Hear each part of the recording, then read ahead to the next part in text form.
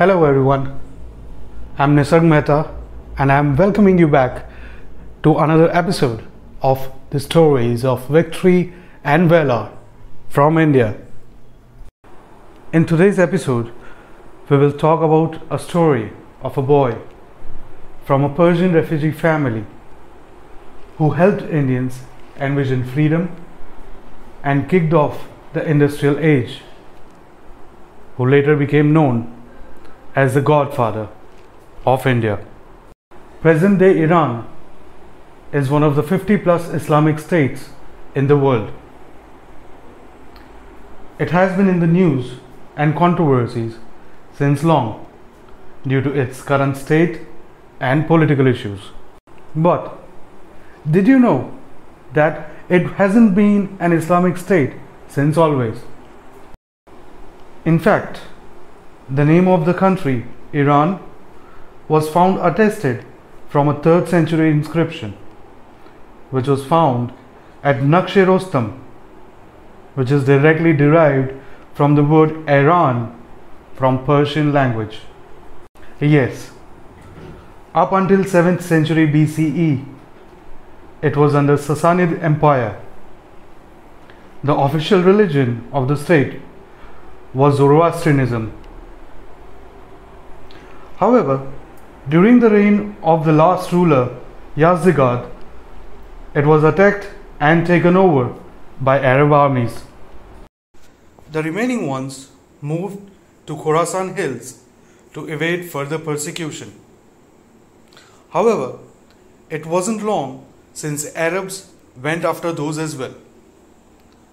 So they migrated to Hormuz port, which is in the southern part of present-day Iran, where they weren't at peace either. Hence, the remaining Persians travelled from Strait of Hormuz to India to seek refuge in the mid-8th century. These refugees reached Diu on the coast of Gujarat, India. They were then allowed refuge in Gujarat by then local leader Jadi Rana.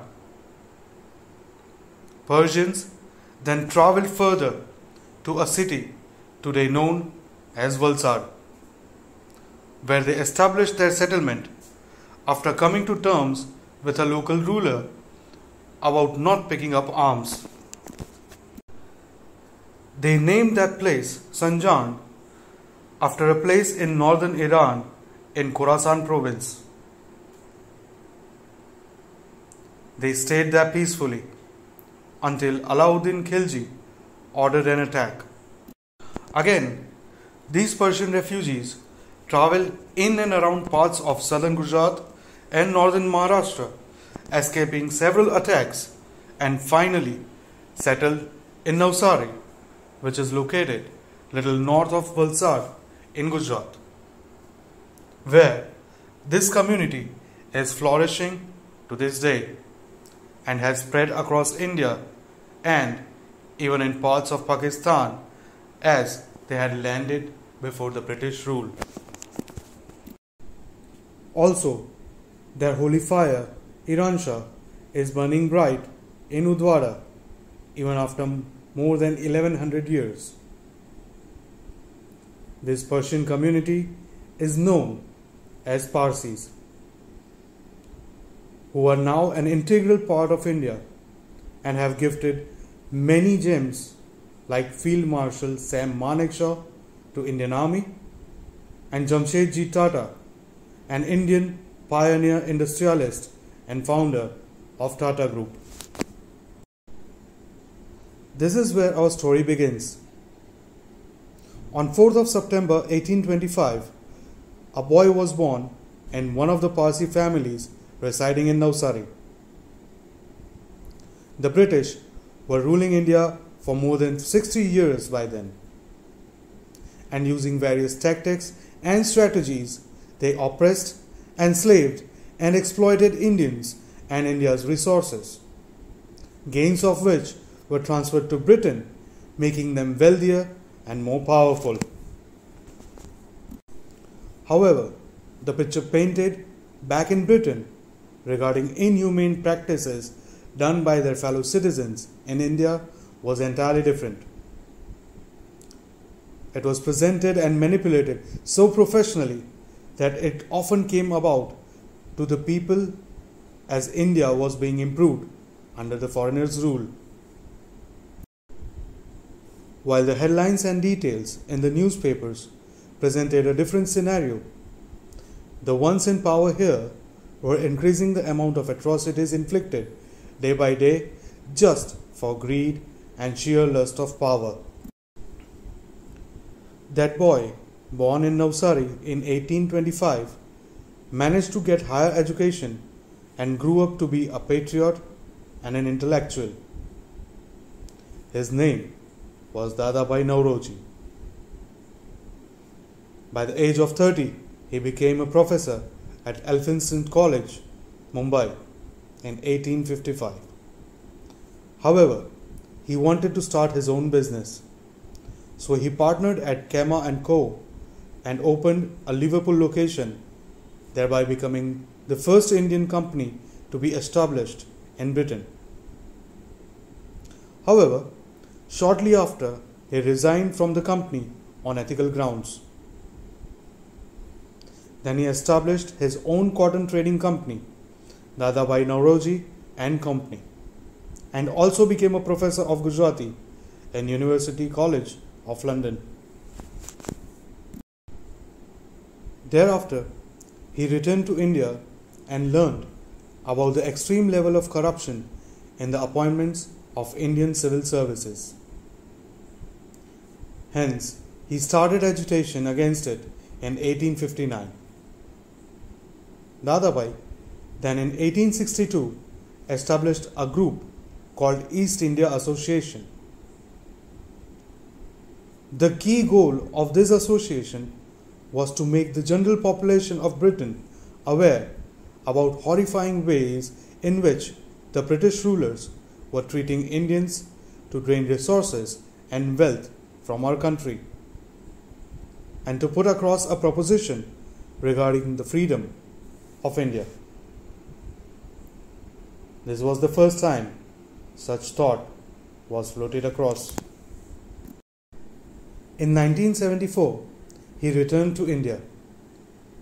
Upon returning, Sayajirao Gaikwad III, the Maharaja of Baroda, patronized him as a Diwan, a minister.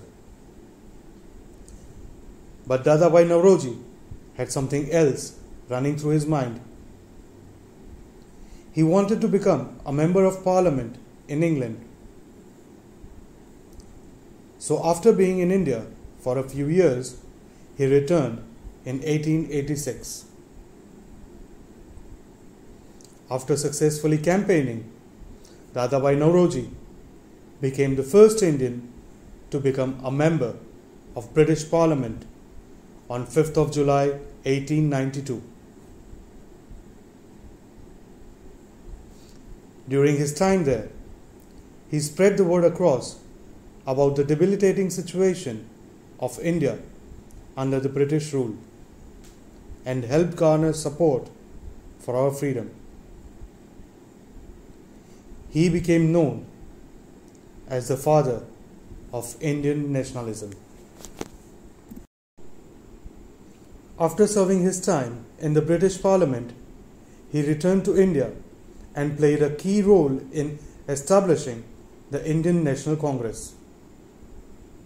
He was elected as the party president thrice. In 1906, during a conference organized in Kolkata by Congress, he spoke about the freedom and liberty of our nation, thereby sowing its seeds in the minds of locals for the first time.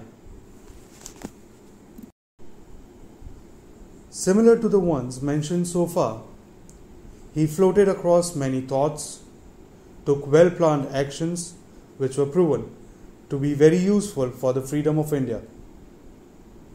Thus, where Gandhiji is known as the father of our nation, Dadabhai Nauroji became known as the Godfather of India.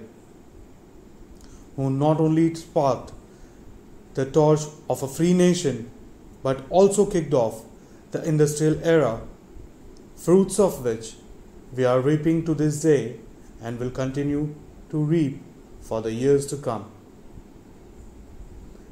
In 1917, on 30th of June, this great Indian visionary, intellectual, industrialist, author, expert strategist, and politician passed away,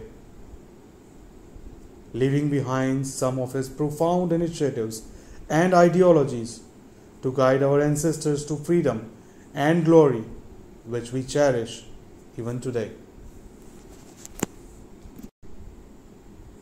And with this, we come to an end to the story of Dadabhai Naoroji, the Godfather of India with Persian roots.